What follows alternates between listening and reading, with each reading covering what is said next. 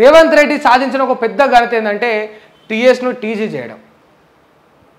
కానీ ఇంకా సంతోషమైన విషయం ఏంది అంటే బాధాకరమైన విషయం ఏంటంటే ఈ రైతులను ఆదుకోండి. సిగ్గు బుద్ధి శరం ఉంటే మీ ఘనత టీఎస్ను టీజీ చేయడం దగ్గర అయిపోతుంది. టీఎస్ను టీజీ చేయడమేమో ఇంత ఫాస్ట్గా చేయగలిగిరు. అటు కేంద్ర ప్రభుత్వం దగ్గర అప్లికేషన్ అప్రూవల్ చేసుకోగలిగిరు, ఇటు ఆర్టీఏ దగ్గర చేయాల్సిన పనులని వేగవంతంగా చేపించగలిగిరు. ఆల్రెడీ టీజీ బండ్లన్నీ రోడ్ల మీద తిరుగుతూ ఉన్నాయి.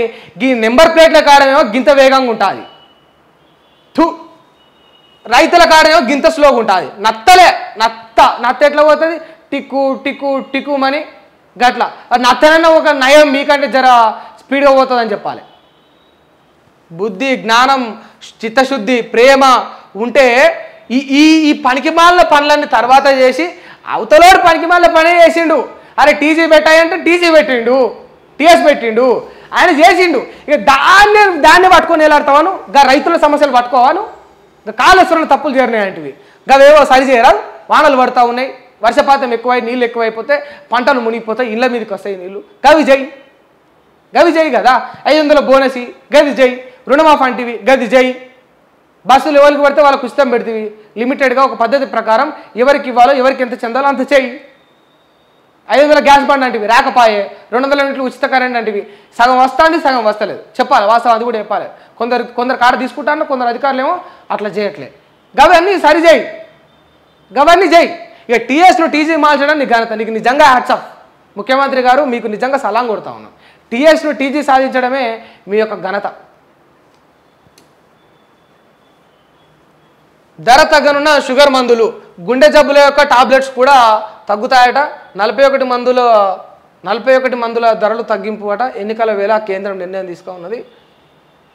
ఎన్నికల వేళ కేంద్రం ఈ ఎన్నికల వేళనే తీసుకున్నదా బోలనే తీసుకున్నదా కానీ జర మున్ముందు కూడా చేస్తుండే. సరే అట్లీస్ట్ ఇప్పుడైనా చేసిర్రు, సంతోషం.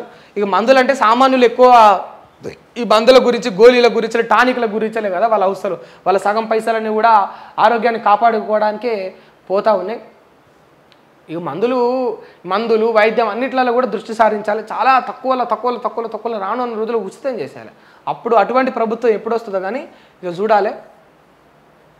ఇక రిజిస్ట్రేషన్ ఛార్జీలు పెంచుదాం, వ్యవసాయేతర భూముల విలువ, స్టాంప్ డ్యూటీ సవరణపై అధ్యయనం, జీఎస్టీ ఎగవేత లేకుండా చర్యలు చేపట్టాలి, మద్యం అక్రమ రవాణా నివారణకు చర్యలు తీసుకోవాలి, ఆదాయం పెంచేందుకు పనిచేయాలి, రాష్ట్ర బడ్జెట్ టార్గెట్లు కలిసి సాధించాలి. సమీక్షలో సీఎం రేవంత్ రెడ్డి ఆదేశాలు. ఇక వ్యవసాయేతర భూముల విలువ మరియు స్టాంప్ డ్యూటీ సవరణపై అధ్యయనం చేస్తూ ఉన్నారట. ఇందాక చూసినాం మనం రేవంత్ రెడ్డి గారి వార్త. మరి వీళ్ళందరూ కూడా ఏ పాటు చేస్తారు, మరి ఏ పాటు వాటి యొక్క విలువలు పెంచుతారు, ఇక మరి ఏం పెట్టుబడులు తీసుకొస్తారు, మరి పెట్టుబడులు పెట్టే కార్పొరేట్ కంపెనీలకు ఎట్లా దోహదపడుతుంది, కడుపుకు అన్నం పెట్టే రైతులకు ఎట్లా దోహదపడతారు అనేది ఇక మనం వేచి చూడాలి. అప్పుడు మాట్లాడుకుందాం. ఎవడో ఒకడు కాంట్రాక్టర్ దగ్గర వారికి సానుకూలంగా ప్రయత్నించడము, బిజినెస్ మ్యాన్లకు రాజకీయ నాయకులకు తోడ్పాటుగా ఉండడము ఈ ప్రభుత్వం దగ్గర చూస్తాం మనం. అప్పుడు దొరికినప్పుడు అప్పుడు మాట్లాడదాం. ఇలా రైతులను ఇంత గోసపెడతా ఉన్నారు కదా. ఈడీ పవర్స్కు సుప్రీం ఖత్తరనట. మనీ లాండరింగ్ కేసును ప్రత్యేక కోర్టు విచారణకు స్వీకరిస్తే ఈడీ అరెస్ట్ చేయొద్దు అట. నిందితుడిని కస్టడీలోకి తీసుకోవాలంటే ప్రత్యేక కోర్టు అనుమతి కూడా తీసుకోవాల్సిందేనట. సీఎంఎల్ఏ కేసుల్లో సంచలన తీర్పు, ఈడీ దూకుడుకు సుప్రీంకోర్టు బ్రేకులు వేసింది. ఇక మరి ఎక్కువ తక్కువ చేస్తే గట్లే ఉంటుంది. న్యాయస్థానాలు ఉన్నాయి, అందుకే కదా మీలాంటి ప్రభుత్వంలో ఉండి ఆగడాలకు పోకడాలకు పోయే వాళ్ళను కత్తిరించడమే కదా. కేంద్ర దర్యాప్తు సంస్థ ఎన్ఫోర్స్మెంట్ డైరెక్టరేటు ఈడీ విశిష్ట అధికారులకు దేశ అత్యున్నత న్యాయస్థానం సుప్రీంకోర్టు కోత విధించింది. మనీ లాండరింగ్ కేసుల్లో అరెస్టులకు సంబంధించి ఈడీ దూకుడుకు బ్రేకులు వేసింది. మనీ లాండరింగ్ ఫిర్యాదులకు సంబంధించిన పిటిషన్ను ప్రత్యేక కోర్టు విచారణకు స్వీకరించిన తర్వాత ఆ కేసులో నిందితుడి నుండి ఈడీ అధికారులు ఎట్టి పరిస్థితుల్లో కూడా అరెస్టు చేయకూడదని చెప్పేసి చాలా స్పష్టం చేసిందట. ఇక అట్లా ఉన్నది చూద్దాం. మరిగా ఈ మనీ లాండరింగ్ కేసుల్లో మీ దూకుడు తగ్గించాలి, అరెస్ట్ చేసే హక్కు మీకు లేదు. ఇన్ కేసు ఏమైనా చేయాలనుకుంటే ఫర్దర్గా మాకు కోర్టు యొక్క అనుమతి తీసుకోవాల్సిందని చెప్పేసి సుప్రీంకోర్టు తేల్చి చెప్పేసింది. చూద్దాం. కోవాక్సిన్తోనూ సైడ్ ఎఫెక్ట్స్ ఉన్నాయట. 30% మందికి అనారోగ్య సమస్యలు, ఎక్కువ మందిలో శ్వాసకోశ ఇన్ఫెక్షన్లు, 0.3% మందికి స్ట్రోక్ ముప్పు BHU అధ్యయనంలో వెల్లడైంది. కోవిషీల్డ్తో రక్తం గడ్డకట్టే ముప్పు ఆస్ట్రేలియా పరిశోధకులు. ఈ కోవిషీల్డ్తో రక్తం గడ్డగడతాట, కోవాక్సిన్ తోటి 30 మందికి శ్వాసకోశ ఇబ్బందులట. ఇది జర వాకింగ్ చేయరి, ఊరుకురి, పొద్దున్న లేచి కొంచెం కష్టమైనా సరే 5 గంటలకో 5:30కో 6 గంటలకో 7 గంటలకు లేస్తే 7 గంటలకైనా కూడా జర 1 కిలోమీటర్ 2 కిలోమీటర్లు అట్లా నడిచి వస్తే జర బాడీ అనేది సహకరిస్తుంది. ఎందుకంటే ఈ గండమో ముప్పో మన దరిద్రమో వాడు ఇచ్చిన వ్యాక్సిన్ వేసుకున్నాం, ఇప్పుడు అది ప్రాణాల మీదకి వచ్చింది. ఇక మరి సస్తమా ఉంటామో తెలియదు కానీ అట్లీస్ట్ బతకనికి ప్రయత్నం అయితే చేయాలి కదా, ఆ ప్రయత్నం చేయరి అందరూ కూడా. ఇక నమస్తే తెలంగాణ. ఇక వడ్లు ధర్నాలు, ఇక బీఆర్ఎస్ నాయకులు, ఇక కేసీఆర్ పిలుపుతోటి ఇక రోడ్లు ఎక్కిన రైతులు.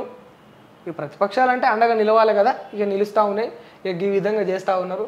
ప్రతిపక్షాలకు ఛాన్స్ ఇచ్చేది ఎవడ అంటే ప్రభుత్వం. నువ్వు టైంకి ఇన్ టైంలో కొనుంటే వాళ్ళకి ఇవ్వాల్సిన బోనస్ ఇచ్చుంటే ఎందుకు ఈ పరిస్థితి ఎందుకు వస్తుంది? ఆ టైం ఇవ్వక, ఆ యొక్క దృష్టి సారించక జస్ట్ మాటలు చెప్తున్నాయి.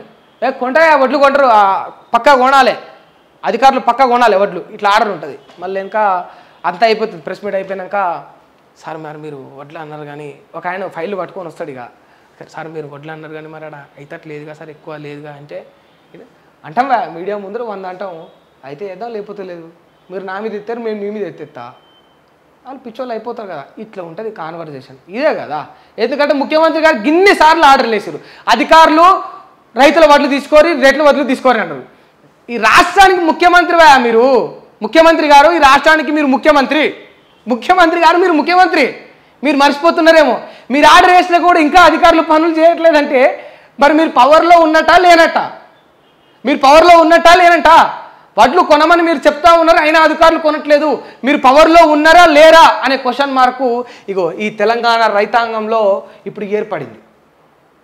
ఆ క్వశ్చన్ మార్కు పోవాలంటే పని చేసి చూపెట్టండి.